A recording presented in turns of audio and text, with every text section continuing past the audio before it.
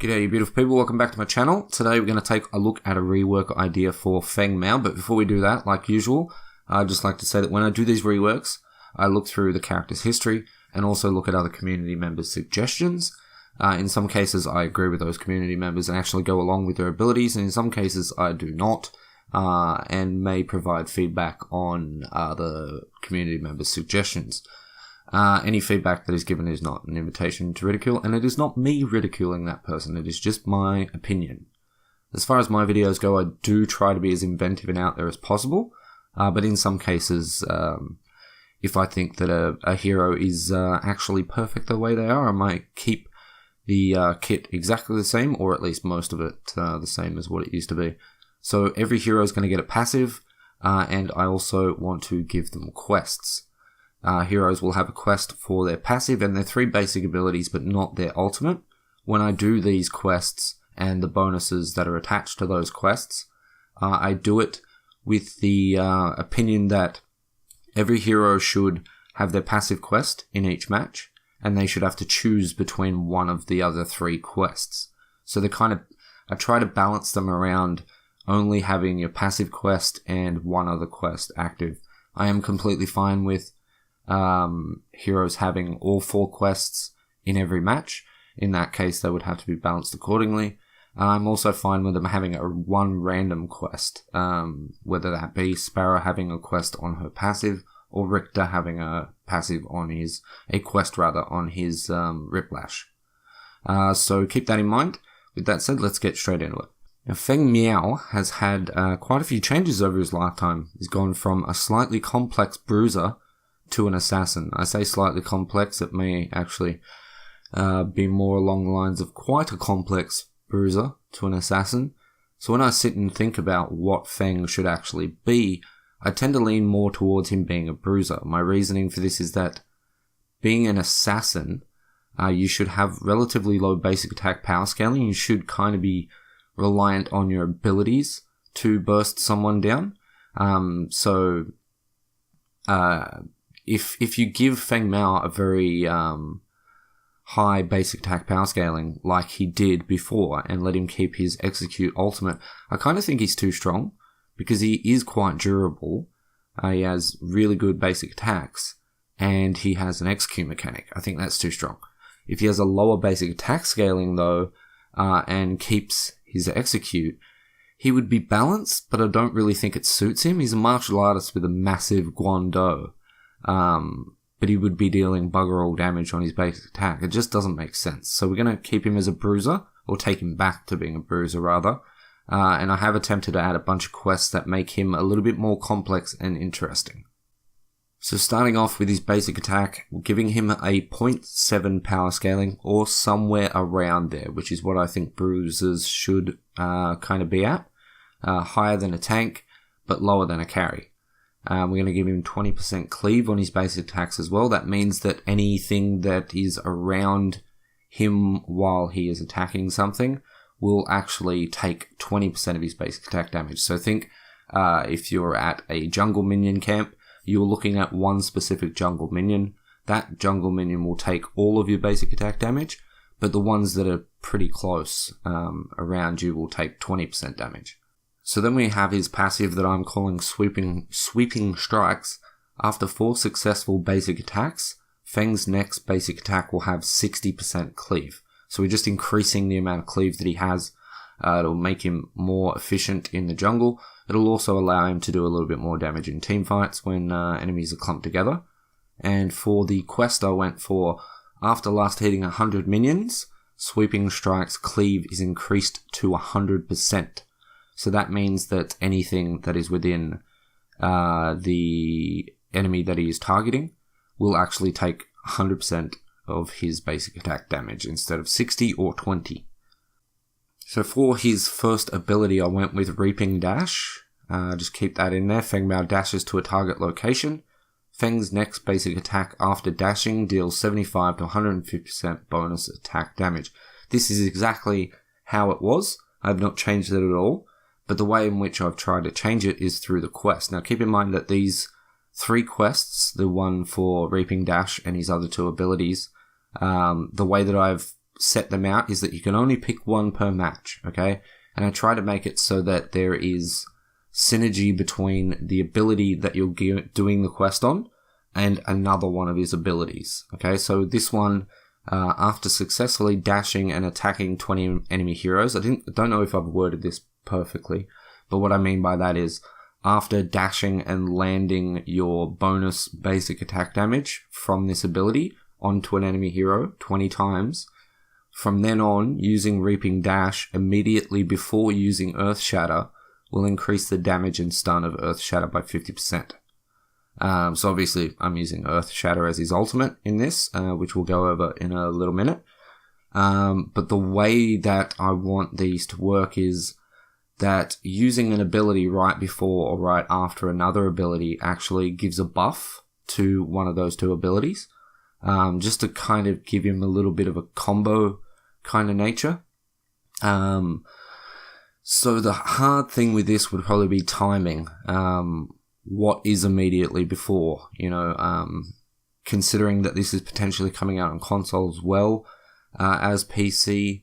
I'm not sure, because I would assume that reaction times would be a little bit faster on PC, considering you're just pressing a key and then using your mouse to confirm it, rather than moving your finger across the controller to actually press the corresponding button for the second ability.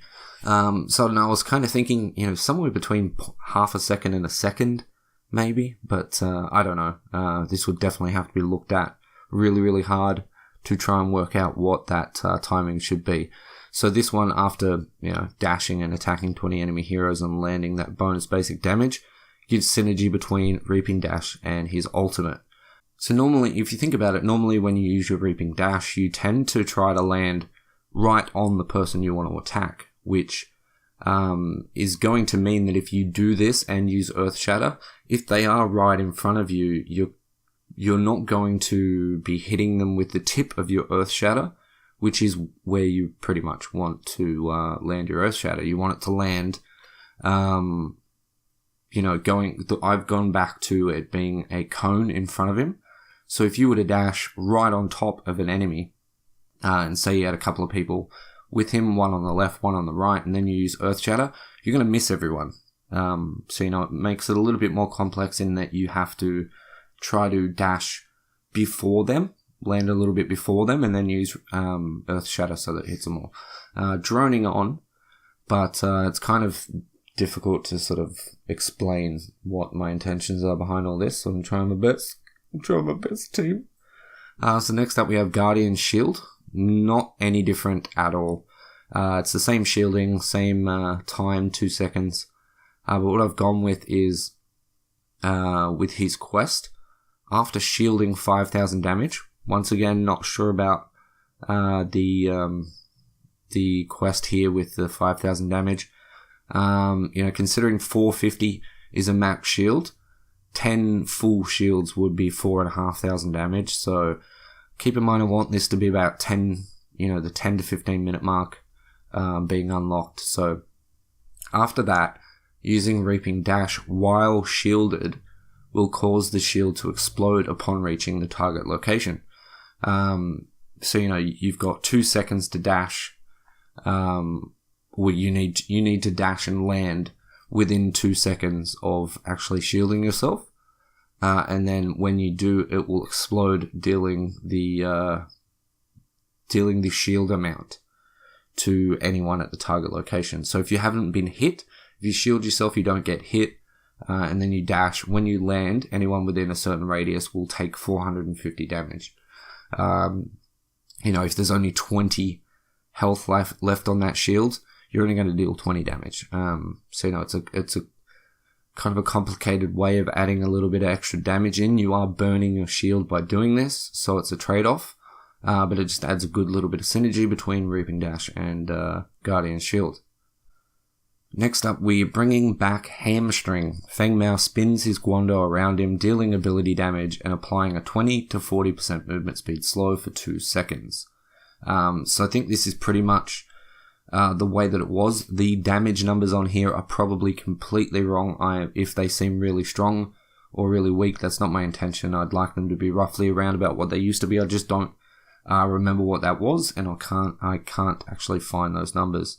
So keep that in mind. I tried to make it roughly what it should be, but if you know what that is, let me know in the comment section down below. And it, applies a 20 to 40% movement speed slow for 2 seconds. So the quest would read, after securing or assisting in 10 enemy hero kills, using hamstring immediately after dashing will increase the bonus damage of Reaping Dash by 50%. So you have to be involved in 10 enemy hero kills. And then if you use hamstring the moment that you land, so it's got to be the same sort of timing as the Reaping Dash quest, Reaping Dash will do an extra 50% damage. So that's not flat damage. If we look at Reaping Dash for a second, the bonus damage is 75 to 150. So if you're at max level Reaping Dash, that's 150 bonus damage that you do on your basic attack after dashing. So now this would be times by 1.5 to add that extra 50%. So instead of 150% bonus attack damage, it would be 225. So this gives him some synergy between hamstring and Reaping Dash, and allows him to do a little bit more damage in that way. And then we have Earth Shatter coming back. Feng Mao leaps into the air and slams his Guando into the ground, shattering the earth in a cone in front of him, dealing ability damage and stunning enemies for 2 seconds. So kind of the same as what it used to be. And now keep in mind that if you were to go for the Reaping Dash quest, after successfully dashing and attacking 20 enemy heroes using Reaping Dash immediately before using Earth Shatter, will increase the damage and stun of Earth Shatter by 50%. So that means that the damage you're seeing on the screen would be times by 1.5, and the stun would be taken up to 3 seconds instead of 2 seconds. So a bit of synergy there between Reaping Dash and Earth Shatter. All three of those quests offer a different way to play Feng Mao. If you were going into a match where you don't think you were really going to need all your shielding, maybe go for the Guardian's shield quest, because then you can just explode that shield.